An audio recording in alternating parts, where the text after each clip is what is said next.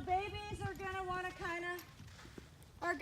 wanna test limits like small children. Whether they're, at the ties, at the cross tie or the hitching rail, or some of these things that we do, and you'll find more so after time off. They just need the consistency and the reminders of what the parameters are.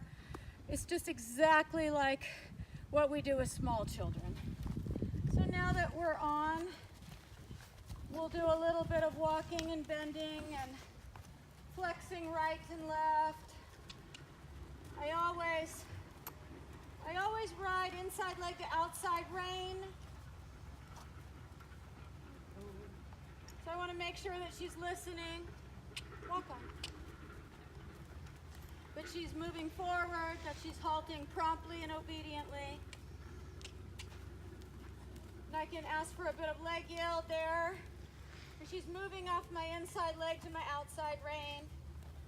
And with young ones, that's a constant thing that you're doing is repeatedly over and over, because they always kind of fall in, lean in, drift in. The steering isn't real good. She's very prompt in her halt transitions. We did a lot of groundwork, including ground driving, long lining, and other desensitization. So now I'm pretty good with that, and we'll do a little trot work.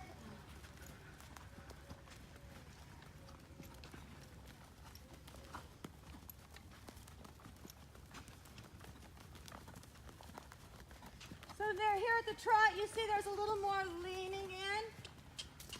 So I'm going to keep pushing her out at the girth area with my inside leg. The little feeling of leg yielding out. And it works best if you apply pressure during the sit phase of your rising trot. So push, push, push, push, push. Pushing her out. Keep leg yielding her out. There.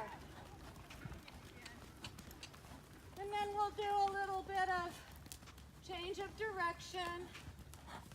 Try not to run over my videographer. Do some turns.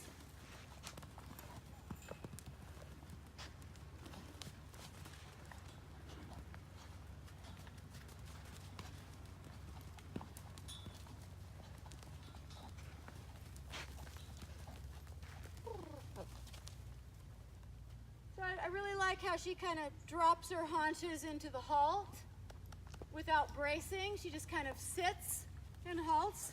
Feels very balanced.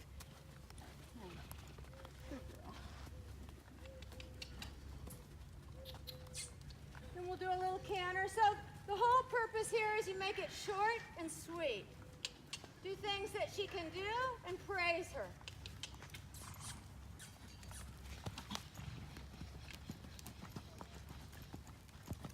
That was a fabulous transition, by the way.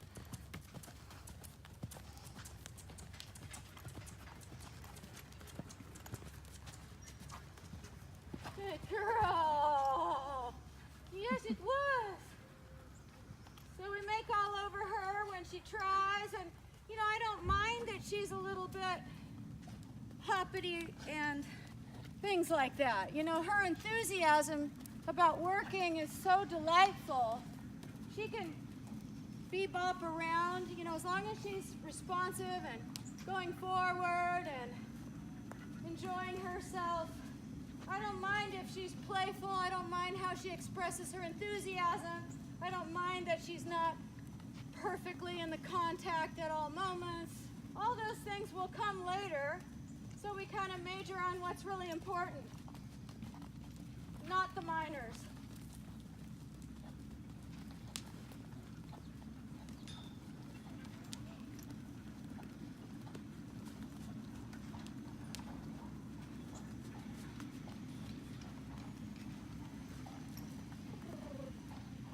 Trot, halt, trot.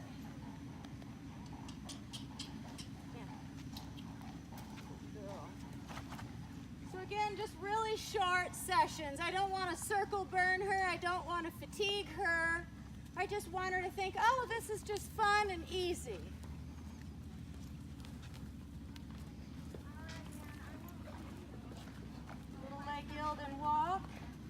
pushing her back out.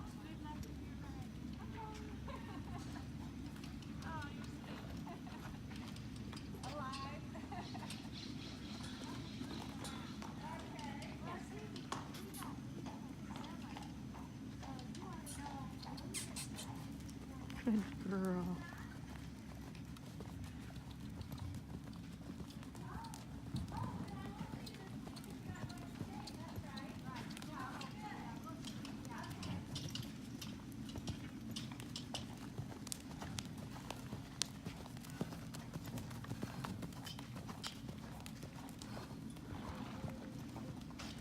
So you can see how I'm using all the aids to encourage the forward. I'm using my voice, my seat, my leg, the hands, really giving, really allowing that she doesn't feel blocked in any way through any of the aids, and just really encouraging her. And make it my idea of the downward transition, never pushing her until she's falling out of canter, but make it my idea. And letting her know how proud we are of her efforts. So, just barely have I begun asking for, there, just the tiniest bit of rein back. And only as much as she's balanced, diagonal pairs, that she's not bracing or resisting or coming above the bit. I think it's a real mistake to be using too much hand and just pulling them backwards, or asking them to back up 20 steps fast when they're just learning. Less is more, baby steps toward the goal, and you can see she understands that. It's nice and soft and she's happy. And then the other thing we work on right from the get-go, the first and easiest lateral exercise is turn on the forehand, and you should see her pivoting there on her inside foot like she did. Girl.